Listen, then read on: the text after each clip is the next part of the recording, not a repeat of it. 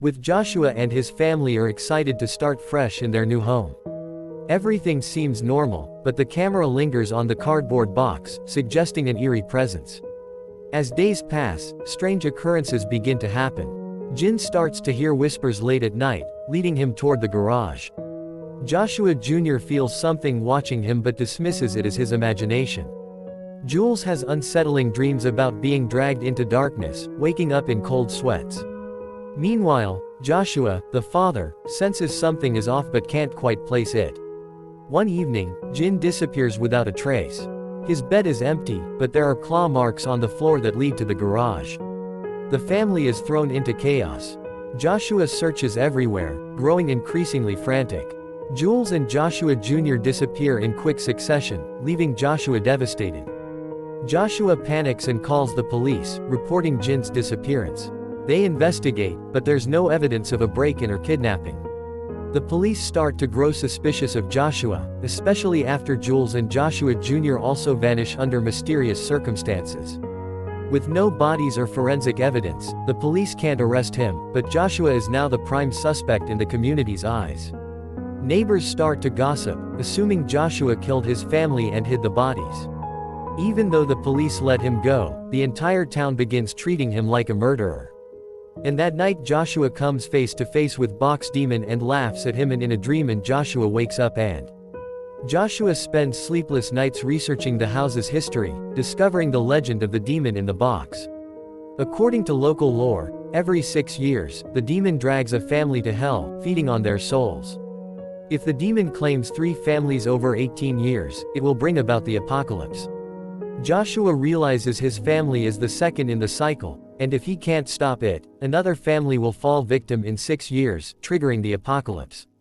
The more Joshua tries to convince people of the demonic curse, the more he becomes a social pariah. His co-workers, neighbors, and even old friends avoid him. The police keep a close eye on him, convinced he's hiding something, and this only worsens his reputation. Joshua moves into a secluded, run-down apartment, focusing entirely on his research. He's tormented by guilt and haunted by memories of his missing family. Joshua sneaks into the house one night, determined to destroy the box. However, when he enters the garage, the box is waiting for him, as if it's been expecting him. The demon speaks from within the box, mocking Joshua for failing to stop it. The demon taunts him, revealing that it enjoys the suffering it has caused him and the community. In a final act of desperation, Joshua attacks the box, but its power overwhelms him.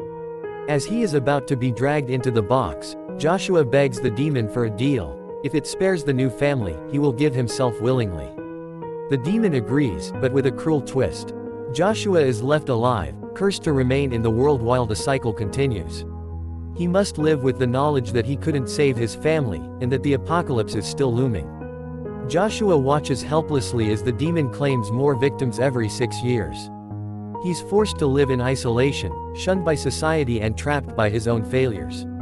The box demon, having claimed Joshua and his family, drags Joshua into its hellish dimension. Inside, Joshua is bound in chains and hung on a burning cross, right next to the charred remains of his wife, Jules, and his sons, Joshua Jr. and Jin. Their once familiar faces are twisted in agony, yet there's an eerie calm about them, as if they've accepted their fate.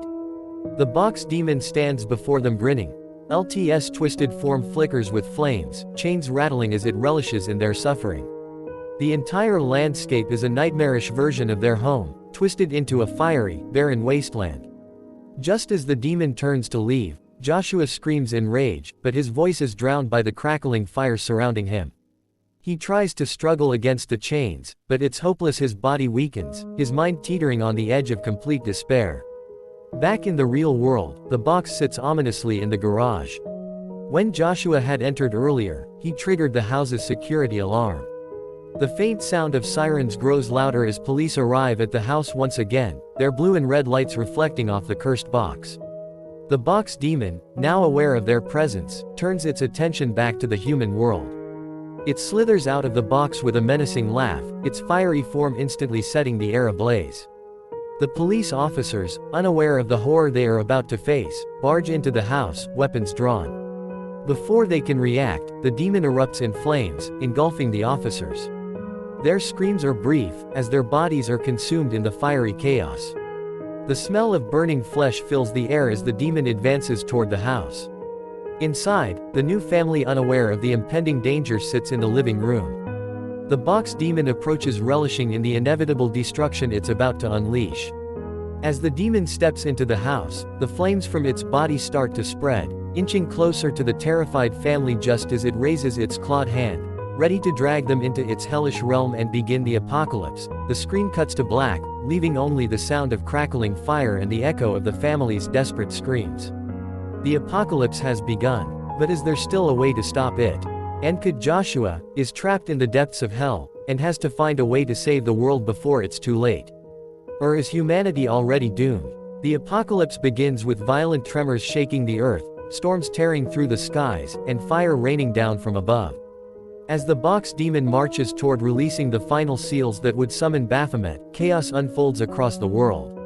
The demon's presence causes cities to fall into ruin, while humans are either enslaved or consumed by hellish creatures that now roam free. Just as all hope seems lost, Joshua, still bound and burning in the box demon's dimension, feels a sudden rush of cold air.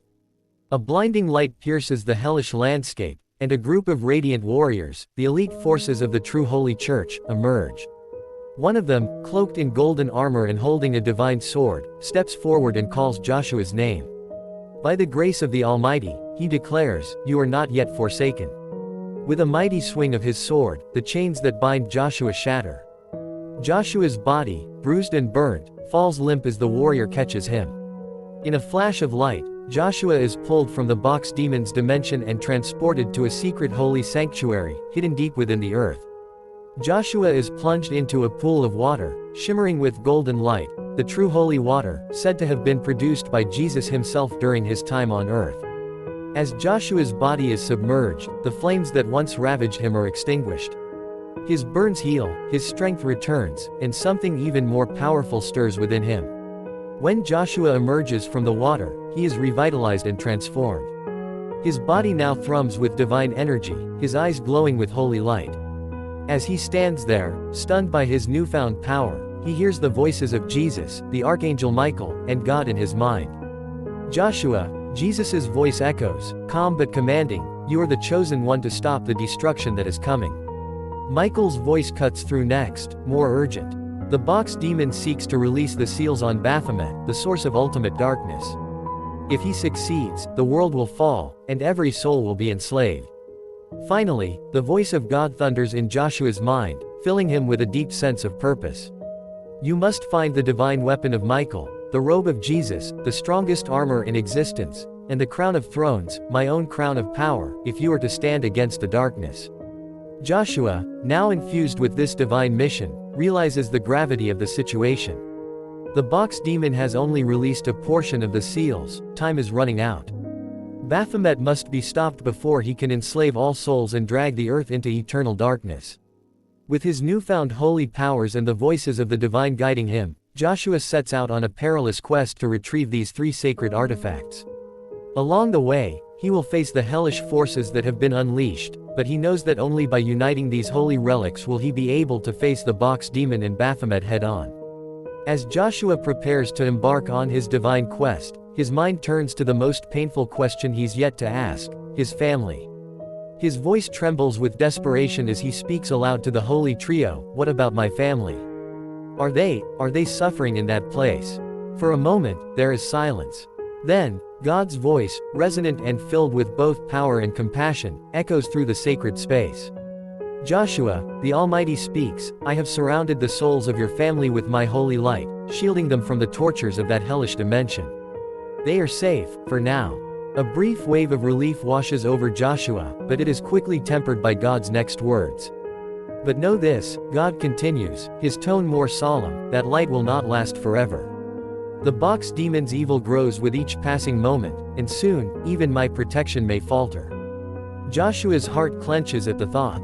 He sees visions of his wife, Jules, and his sons, Joshua Jr. and Jin, encased in light, their faces still fearful, trapped in the box demon's fiery dimension. His resolve hardens. "You must move swiftly," Jesus adds gently, "for every delay brings your family closer to the torment from which you seek to free them."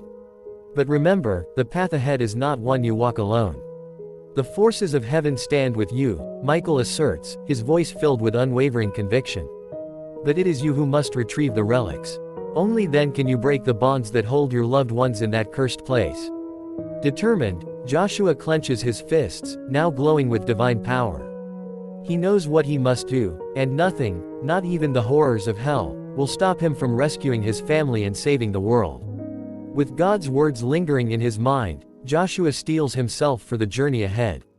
He will stop the box demon, retrieve the divine weapon, the robe of Jesus, and the crown of thrones, and bring an end to the apocalypse before it can consume the earth and his family.